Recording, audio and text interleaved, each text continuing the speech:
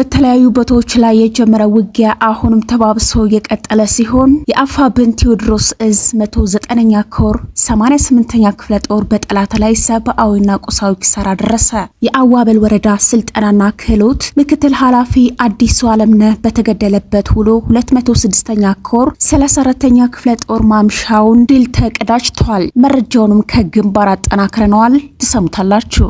አፋብን ሰሜን አማራ ቀጠና በላይ እዝና አፋብን ጎንደር ጠቅላይ ግዛት እዝ ደብረታቦርን በጎንደር ጠቅላይ ግዛት እዝ ዋና ዘመቻ የኔ ወንድም ድንብሉ ተሾመ አበባው የተመራ በደስታ የሚያሰክር ድልን ተጎናጽፈዋል። ይህንንም መረጃውን በስፋት ይዘነዋል፣ ታደምጡታላችሁ። ቦምብ እንደ ዳቦ አጉራሽ የተባለላቸው አፈንፋኝ ኮማንዶችም መግባታቸው ተሰማ። ሰላም ጤና ይስጥልን የተወደዳችሁና የተከበራችሁ የቻናላችን አድማጭ ተከታታዮቻችን በያላችሁበት የዓለም ዳርቻ ሰላምታችን ይድረስ እያልን አሁን ለሰዓቱ መደመጥ ያለባቸውን አጫጭርና ወቅታዊ መረጃዎችን ይዘን ቀርበናል። ለቻናላችን አዲስ የሆናችሁ ቻናሉን ሰብስክራይብ እንዲሁም ቪዲዮ ላይክ እና ሼር በማድረግ ቤተሰብ እንድትሆኑ በአክብሮት እየጠየቅን በቀጥታ ወደ መረጃው እናመራለን። እስከ ዝግጅታችን ፍጻሜ ድረስ አብራችሁን ሁኑ። የአዋበል ወረዳ ስልጠናና ክህሎት ምክትል ኃላፊ አዲሱ አለምነህ በተገደለበት ውሎ 206ኛ ኮር 34ኛ ክፍለ ጦር ማምሻውን ድል ተቀናጅቷል። በሉማሜ ከተማ ከሌሊቱ 6 ሰዓት በተፈጸመው ድንገተኛ መብረቃዊ ጥቃት የአዋበል ወረዳ ስልጠናና ክህሎት ምክትል ኃላፊ የነበረው አዲስ አለምነህ በ206ኛ ኮር 34ኛ ክፍለ ጦር በተወሰደበት እርምጃ በመኖሪያ ቤቱ መሞቱ ተሰማ። ድንገተኝነትን በማሳካ በጨለማ ካድሬውን በቦምብ ያጋዩት 34ኛ ክፍለ ጦር ከቀኑ 9 ሰዓት እስከ 12 ሰዓት በጃማ ከተማ ባደረጉት እልህ አስጨራሽ ትንቅንቅ የአረመኔውን ሰራዊት ድባቅ በመምታት 12 ከባድ ቁስለኛ ከ25 በላይ አስከሬን ለጠላት አሸክመውታል። ከደብረ ማርቆስ ደጀን ባለው አውራ ጎዳና መሃል በምትገኝ ስትራቴጂካዊ ከተማ በሆነችው ሉማሜ ከተማ በሌሊት አስደናቂ ኦፕሬሽን የፈጸሙት የ34ኛ ክፍለ ጦር ነበልባሎች በድጋሚ ከምሽቱ 12 ሰዓት በሉማሜ ከተማ በመሸገው ጠላት ላይ በከፈቱት አውደ ውጊያ እስከ ምሽቱ 2 ሰዓት ተፋልመው ጠላትን አነባብረው ወጥተዋል። በሉማሜ ሚካኤል ቤተክርስቲያን አቅራቢያ በተደረገ ውጊያ በርካታ ጠላት የሞተ ሲሆን የአረመኔው ሰራዊት የከተማዋን ወጣቶች እያፈሰ ይገኛል። በትላንትናው እልህ አስጨራሽ የጨበጣ ውጊያ 206ኛ ኮር 34ኛ ክፍለ ጦር ድል የተቀናጀ ሲሆን የኮር አሃዶች በጃዊ መተከል በተደረገ ትንቅንቅም እየተፋለሙ እንደሚገኝ ታውቋል። መረጃችን የቀጠለ ሲሆን በሌላ በኩልም ቦምብ እንደ ዳቦ አጉራሽ የተባለላቸው አፈንፋኝ ኮማንዶችን ገቡ። በደጀን በላይ ዘለቀ እዝ ዳግማዊ ቴዎድሮስ ኮርስ አፈንፋኞቹ የሚል ቅጽም ስም ያላቸው የልዩ ኦፕሬሽን ምድብተኛ ኮማንዶች በደብረ ታቦር ከተማ ምናልባት በየህንጻው ጣሪያውና ሌሎች ቦታዎች ላይ ተቆርጦ የቀረ የጠላት ኃይል ካለ ወደ ከተማዋ በመግባት አጽድተው ለፋኖ ሲቪል አስተዳደር ክፍል እንዲያስረክቡ ትዕዛዝ ተሰጥቷቸው ተሰማርተዋል። የከተማዋ መሰረተ ልማት እንዳይጎዳና ንጹሃኖች ለጥቃት እንዳይጋለጡ በከተሞች ብቻ ማጥቃት እንዲችሉ ተደርገው ለወራት በጥንቃቄ ሰልጥነው የተመረቁ የልዩ ኦፕሬሽን ምድብተኞች ስራቸውን ጀምረዋል። ቀሪው እግረኛው ኃይል ወደፊት እየገሰገሰ መሆኑን ጣቢያችን ለማረጋገጥም ችሏል። አገዛዙ አይነኬ በሚል የሚተማመንበት በከተማዋ ኢየሱስ ተራራ ላይ የነበረው የኮንክሪት ምሽግ በልዕለ ኃያሉ ፋኖ ክንድ ሲሰበር የሞቱት የበርካታ ወታደሮች አስከሬን አሁንም በዚህ ሰዓት የሰማይ አሞራ እየተራቆተበት ይገኛል።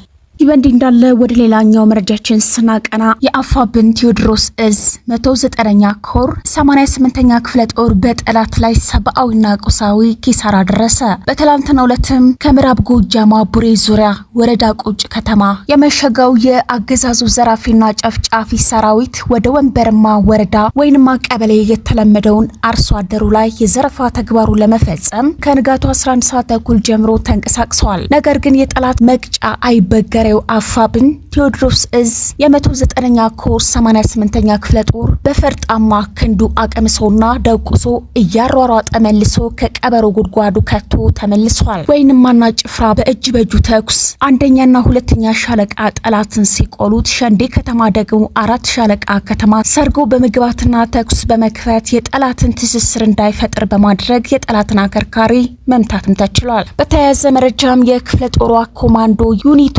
አምስተኛ ሻለቃ ሸንዲ ከተማ የመሸገውን ጠላት ከእኩለ ቀን በኋላ ካምፕ ላይ እያለ ተስባ በመጠጋትና ጥቃት በመክፈት ሙትና ቁስለኛ አድርጋ ተመልሳለች። በሁለት ቀን ግዳጅ ጠላት በርካታ ሰብአዊና ቁሳዊ ኪሳራ ከማስተናገዱ ባሻገር በቀጠናችን የኃይል ሚዛንን ብልጫ ያረጋገጥንበት እንደነበር የ88ኛ ክፍለ ጦር ህዝብ ግንኙነት መረጃውን ማድረሱናል። ይበንዲ እንዳለ ወደ ሌላኛው መረጃችን ስናቀና አንድነት በተግባር የተገለጠበት የአማራ ፋኖ በደብረ ታቦር ከተማ 13 ሰዓታትን የፈጀ አውደ ውጊያ በደብረ ታቦር ከተማ ተካሄደ። የአገዛዙ አራዊት ሰራዊት ለማንበርከክ የአፋብን በላይ ዘለቀ ዕዝ ሜጀር ጀነራል ባንታባተ አንደኛ ኮር በትላንትናው ዕለትም የተጠና ዕቅድ ሲያዘጋጅ ሜጀር ጀነራል ባንታባተ ተወርዋሪ ክፍለ ጦር እና የጉና ክፍለ ጦር ገብረ መስቀል ብርጌድ አካል የሆነችው ጣይቱ ሻለቃ በጋራ የውጊያ ዋዜማ ከትላንት ጀምሮ ሌሊቱን የደብረ ታቦር ከተማ ቁልፍ ቦታዎችን ተቆጣጥረው ያለ ተኩስ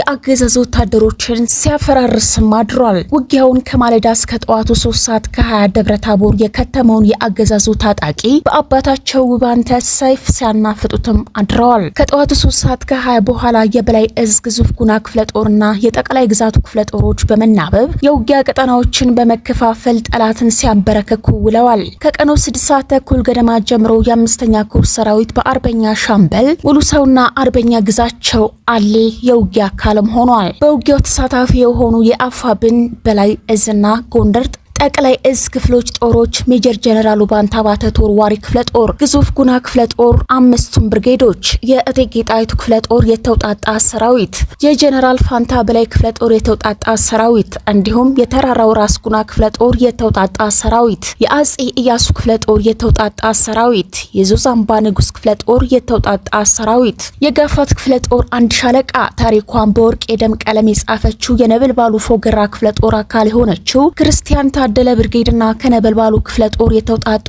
አካላት ከወረታ እስከ ዓለም ሳጋ የሸፈኑ የጠላትን አሰላለፍ የአገዛዙ ዙፋን ጠባቂ ቅጥረኞች ከ13 ወረዳ የነበረው የአድማ ብተና ሚሊሻ ፖሊስና ከሁሉም ወረዳ የተሰባሰበው ከሃዲ ወዶ ገብ ነው። 5 ሰዓት ተኩል ጀምሮ ደግሞ በመጀመሪያው ዙር ከባህር ዳር የመጣ 250 መከላከያ 200 አድማ ብተናና 60 ወዶ ገብ ከሃዲ የጸዳሉ አጃቢ 2 ዙ 23 ዲሽቃ 120 ሞርተር ይዞ የመጣውን በመቀጠል ከባህር ዳር የመጣውን 54 ተሽከርካሪ መከላከያ 3 መድፍ 2 ታንክና 17 ዲሽቃዎች ሶስተኛ ዙር ከአርኖ ጋርኖ በ10 ተሽከርካሪ የመጣውን መከላከያ አራተኛ ዙር ከአዲስ ዘመን የመጣውን አድማ ብተና አፋብን በላይ ዕዝና ጎንደር ጠቅላይ ግዛት ዕዝ በጋራ በስፋት የመጣውን የአገዛዙን አራዊት ሰራዊት መደበኛ ውጊያ ገጥመውት ውለዋል።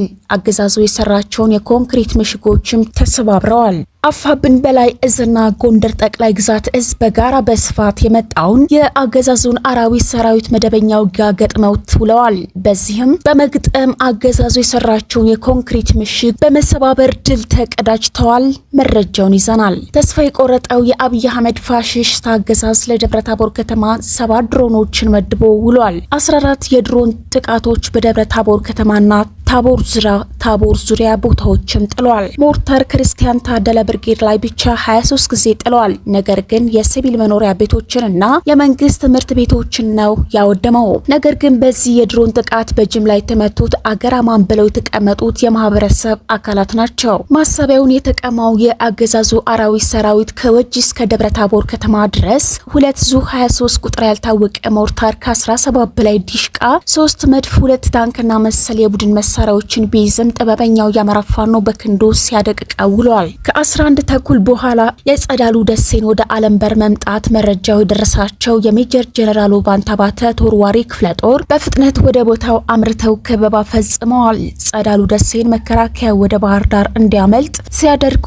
ራሳቸው ዋጋ ከፍለው ምሽት 1 ሰዓት ጸዳሉ ደሴ ከመማረክ ያመለጠበት መዳኛ ሰዓቱ ሆኖ ተመዝግቧል። ይበንዲ እንዳለ በሌላ መረጃችንም ኤርትራ ሰራዊቷን በአስቸኳይ ከግዛቷ እንድታስወጣና ለድርድር ዝግጁ እንድትሆን ኢትዮጵያ ጠየቀች።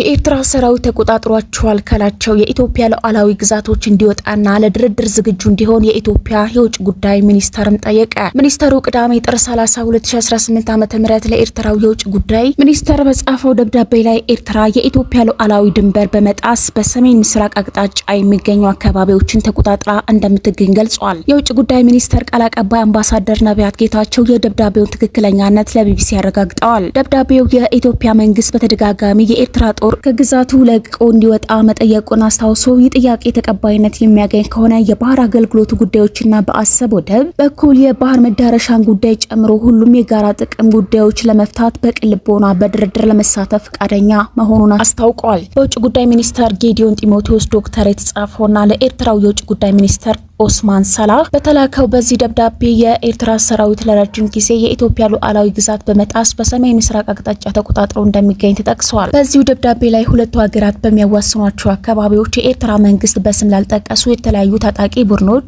ቀጥታ የቁሳቁስ ድጋፍና እርዳታ እንደሚያቀርብ በመጥቀስ ወንጅሏል። በደብዳቤው ላይ የታጣቂ ቡድኖች በስም ባይጠቀሱም ከዚህ ቀደም የኢትዮጵያ መንግስት ኤርትራ ለህወሓትና ለፋኖ ታጣቂዎች ድጋፍ ያደርጋል ሲል መወንጀሉ ይታወሳል። ኢትዮጵያ በደብዳቤው ላይ የኤርትራ መንግስት በሉዓላዊነትና በድንበር ላይ ከሚፈጸመው ጥሰት በተደጋጋሚ እንድትታቀብ ቢጠይቅም ጥረቱ ሰሚ አለማግኘቱ ተገልጿል። ባለፉት ጥቂት ቀናት ሁለቱ ሀገራት የሚያዋስናቸው ድንበር አካባቢ የታዩት ለውጦች የኤርትራ መንግስት ተጨማሪ የጥፋት መንገድን መምረጡን ያመላክታል ሲል የውጭ ጉዳይ ሚኒስተር በደብዳቤው ላይ አመላክቷል። የውጭ ጉዳይ ሚኒስተር የኤርትራ መንግስት በደብዳቤው ላይ በስም ካልጠቀሷቸው ታጣቂዎች ጋር የኤርትራ መንግስት ወታደራዊ እንቅስቃሴ እያደረገ ይገኛልን ብለዋል። በሰሜን ምስራቅ የኢትዮጵያ ድንበር የኤርትራ ጦር ወታደሮች ወደ ኢትዮጵያ ግዛት ዘልቀው መግባታቸውን እና በሰሜን ምዕራብ የሀገሪቱ ድንበር ደግሞ የኤርትራ ጦር ከአማጺ ቡድኖች ጋር እያደረገ ያለው የጋራ ወታደራዊ እርምጃ ጸብጫሪነት ብቻ ሳይሆን ፍጹም የሆነ ወረራ ነው ሲል ድርጊቱን አውግዟል። አክሎም ይህንን ተቀባይነት የሌለው ሁኔታ ለማቆም የኤርትራ መንግስት ወታደሮችን ከኢትዮጵያ ግዛት በአስቸኳይ እንዲያስወጣ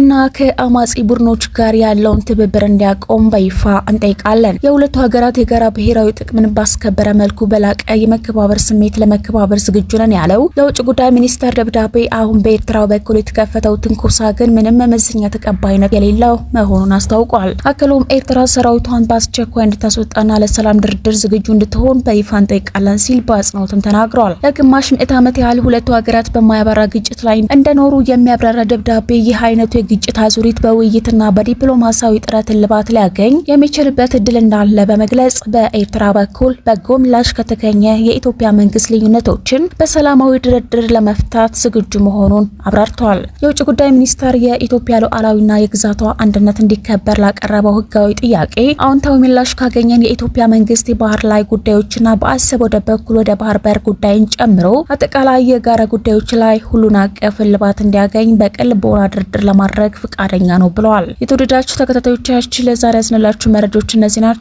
ቻናሉን ሰብስክራይብ፣ ቪዲዮ ላይክ እና ሼር በማድረግ ቤተሰብ እንድትሆኑ በአክብሮት